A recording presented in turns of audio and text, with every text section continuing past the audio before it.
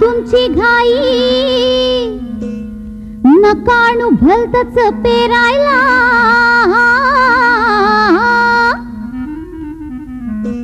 फक्त बन्नी चाणा हो पेरायला हो बन्नी चाणा हो पेरायला बन्नी चाणा हो पेरायला हो बन्नी चाणा हो पेरायला। महाराष्ट्र के ग्रामीण लोगों के जीवन में जो जल्लोष संगीत नाट्य प्रकार लावणी लाता है, वैसा ही जल्लोष और संतोष बन्नी और मल्लिका इन बीजों ने लाया है। सारे भारत के किसान भाइयों द्वारा इन बीजों के अनुभव और परिणाम जानकर उनके जीवन में और अधिक खुशियां लाने के लिए नुजीवीरू सीड्स ने बन्नी बीटी, मल्लिका बीटी तथा कई अन्य कपास बीजों का प्रचुर संशोधन के बाद आविष्कार किया, जिनमें से एक है रणजीत बीटी।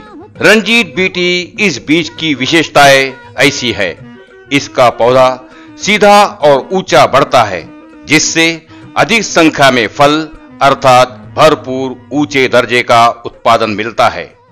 इस बीज से किसान भाई कितने संतुष्ट है, ये आप सुनिए खुद उनकी ही जुबानी। मेरा नाम महेश पाटीदार, गांव टेमला का रहने वाला हूं, जिला खरगोन, तहसील खरगोन। और मेरी ज़मीन के हिसाब से वैरायटी चुनने गया खरगोन, तो मैंने डीलर से पूछा कि भाई मेरे को कम से कम तीनों की वैरायटी चाहिए और अच्छी वैरायटी चाहिए। तो डीलर ने कंपनी में बात करी कि भाई एक अच्छी वैरायटी आई है रंजीत की, जो 150 दिन की वैरायटी है। तो मैंने उसको खेत में लाके लगाया और देखा मेरी ज़मीन में अच्छा सूट हो गया। और उसमें जो पथरीली ज़मीन है उसमें उसने ग्रोथ भी अच्छी ली है, बाल भी अच्छे बना लिए हैं। उस हिसाब से ये वैरायटी मेरे को सूट हो गई है। मैं किसान भाइयों से अनुरोध करता हूं कि अपनी ज़मीन के हिसाब से हल्की ज़मीन, भारी ज़मीन में ये वैरायटी बहुत ही अच्छी है। किसान भाई इसको ज़्यादा से ज़्यादा लगाने की कोशिश करें।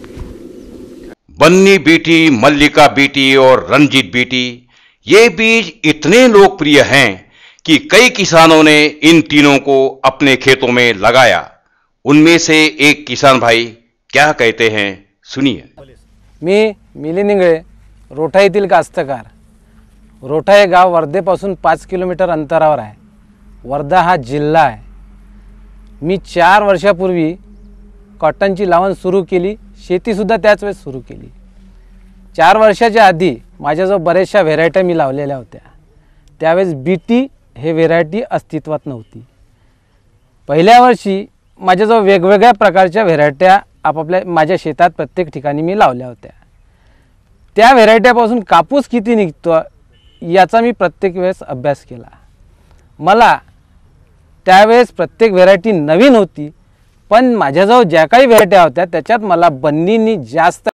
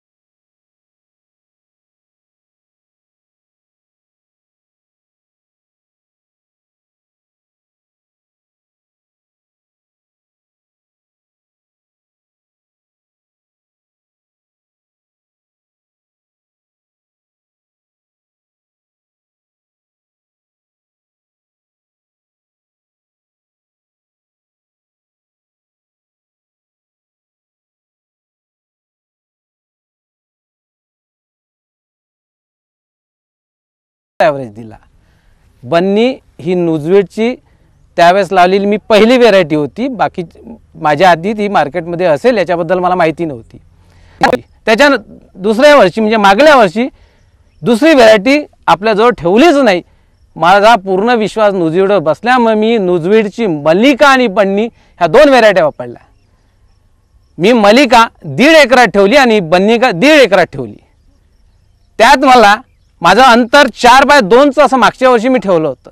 मागच्या वर्षी माझा जो कापसाचा ॲव्हरेज आहे हा 14 ते 15 क्विंटलमधनं मला दोन्ही मिळून मिळाला. कदाचित 15 मल्लिकांनी दिला असेल, 14 बन्नीने दिला असेल, पण दोन्ही याचा जो ॲव्हरेज होता हा 3 एकरात मला 44 क्विंटल कापूस झाला.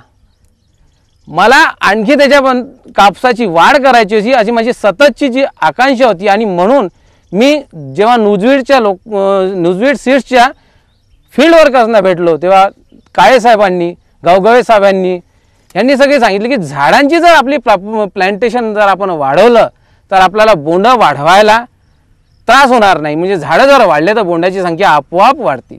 म्हणून झाडाची संख्या वाढवून आपण कापसाचं उत्पादन वाढू शकतो. म्हणून यावर्षी मी त्यांच्या म्हणण्याप्रमाणे 4/1/1 वर एक मल्लिकाचा 1.25 एकराचा प्लॉट ठेवलेला आहे.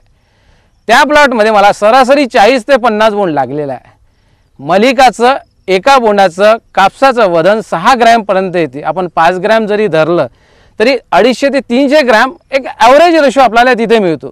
200 ग्रॅम जरी धरला तरी माझ्या जो मल्लिकाचा एका एकराच्या कमी प्लांटेशन मी लावलेला आहे मल्लिकाचा जो आहे तो, तर त्यात माझ्याजवळ 10,000 झाडसंख्या आहे. तशी 4/1/1 मध्ये 17,424 झाडसंख्या जवळपास बसते.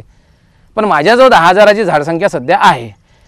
त्या हिशोबाने जर आपण टेक्निकली कॅल्क्युलेशन करून जर बघितलं तर 200 ग्रॅम जरी आपण कापसाचं काउंटिंग केलं तरी मला माझ्याजवळ असलेल्या 40 ते 50 बोंडामध्ये त्या 1.25 एकरातच 19 ते 20 क्विंटल कापूस व्हायला पाहिजे. तसंच मी बन्नीचा दुसरा 2 एकराचा एक प्लांट लावलेला आहे.